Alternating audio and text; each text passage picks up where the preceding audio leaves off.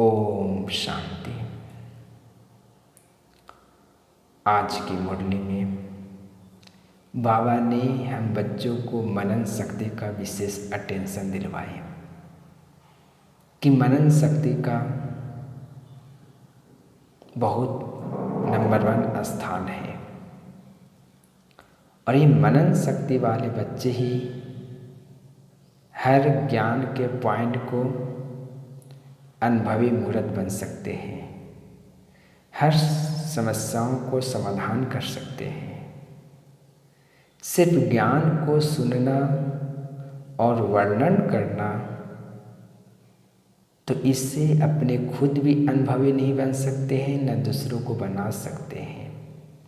सिर्फ वर्णन करने वाले होंगे और दूसरों को भी वर्णन करने वाले बनाएंगे। लेकिन मनन शक्ति के द्वारा हम हर खजाने को अनुभवी बनाने वाले बन जाएंगे। तो मनन शक्ति स्वयं के प्रति के साथ साथ दूसरों को भी आगे बढ़ा सकते हैं। तो कहा भी जाता है, जैसी स्मृति वैसी स्थिति।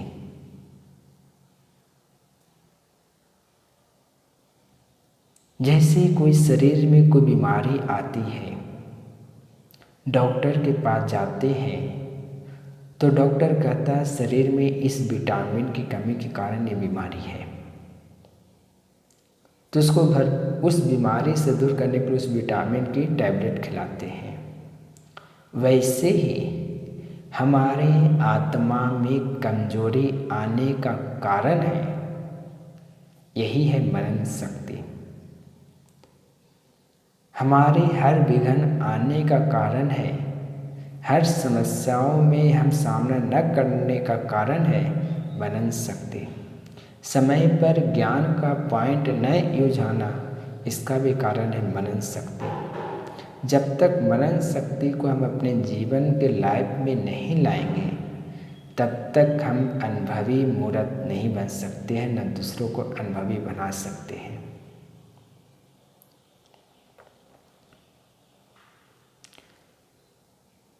सिर्फ श्रोता स्वरूप बनकर भाषण करता स्वरूप बनने वाले यहाँ आत्मा शक्तिशाली नहीं बन सकती है।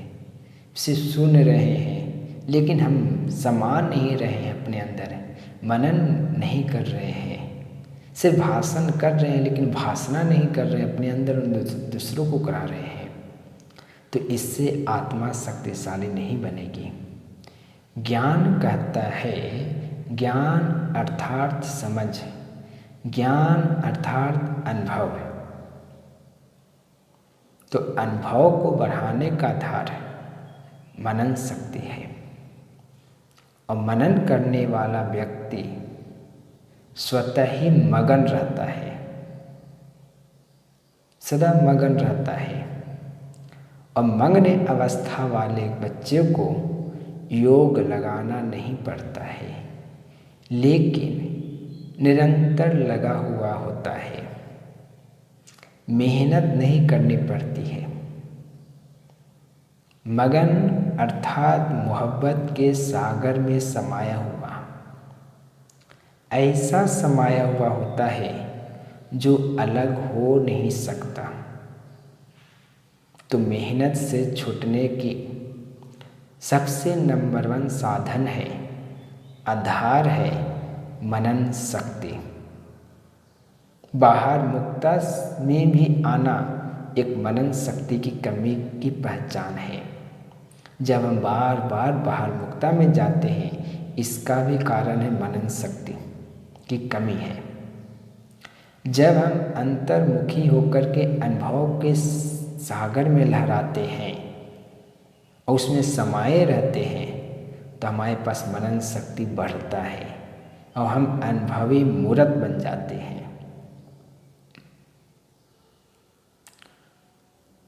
तो हम मनन शक्ति को बढ़ाएं कैसे? जब हमारे अंदर कोई भी पॉइंट एक मिलती है, जैसे बाबा की पहली पॉइंट आत्मा का ज्ञान मिला।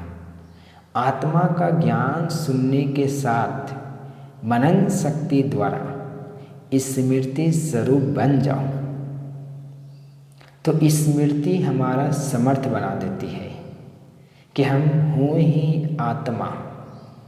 जब अपने अंदर स्मृति नहीं रखते, बार बार नहीं चिंतन करते हैं, सिर्फ सुन लिया लेकिन स्मृति नहीं रखते हैं, तो स्मृति ही हमारा समर्थ बनाती है। तो जब स्मृति रखते मैं आत्मा हूँ तो समर्थ स्थिति आ जाती है। तो यही हमारी मनन शक्ति हुआ। और मनन करने वाले बच्चे कभी भी जीवन में मेहनत नहीं करना पड़ता है, मेहनत समाप्त हो जाती है।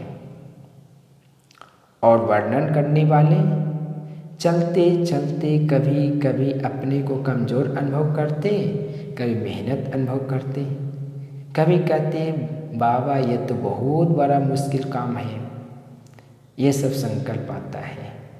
तो ये सब का कारण है सुनने के बाद मनन नहीं करते।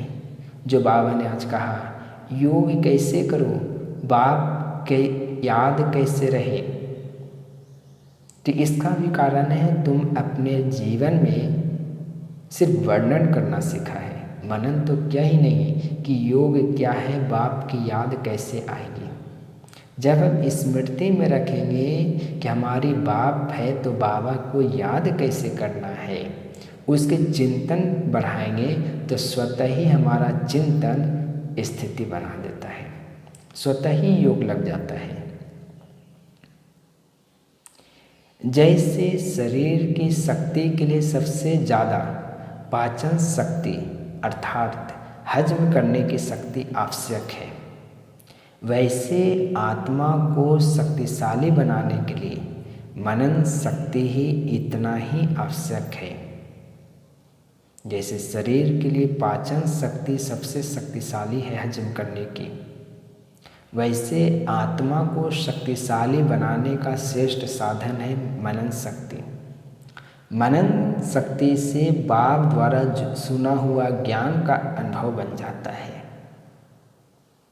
जैसे पाचन शक्ति द्वारा भोजन शरीर की शक्ति खून के रूप में, ब्लड के रूप में बन जाता है, भोजन की शक्ति अपने शरीर की शक्ति बन जाती है, अलग नहीं रहता है। ऐसे ही ज्ञान की हर पॉइंट मनन शक्ति द्वारा स्व की शक्ति बन जाता है। तो अब क्या करेंगे?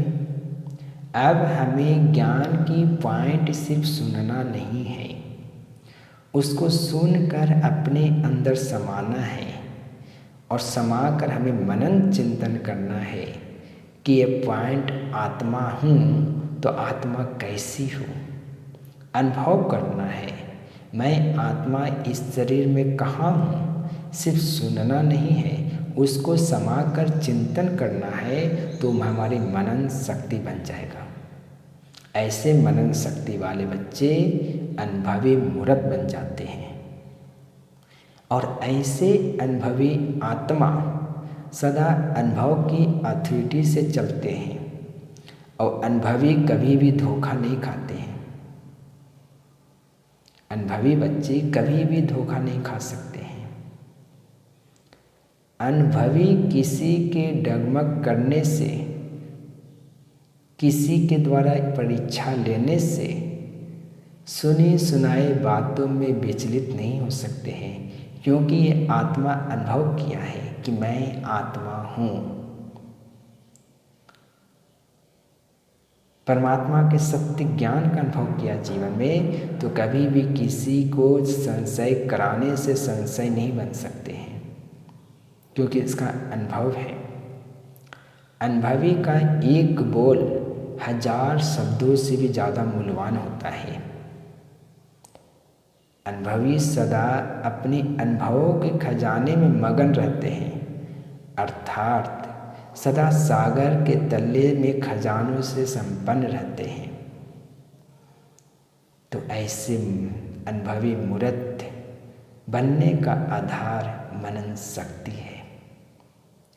इस मनन शक्ति द्वारा हर पॉइंट के अनुभवी सदा शक्तिशाली, माया प्रूफ, विघ्न प्रूफ, सदा अंगद के समान स्थिर रहते हैं। तो मनन शक्ति हमारी जीवन का सबसे नंबर 1 स्थान है। ओम शांति।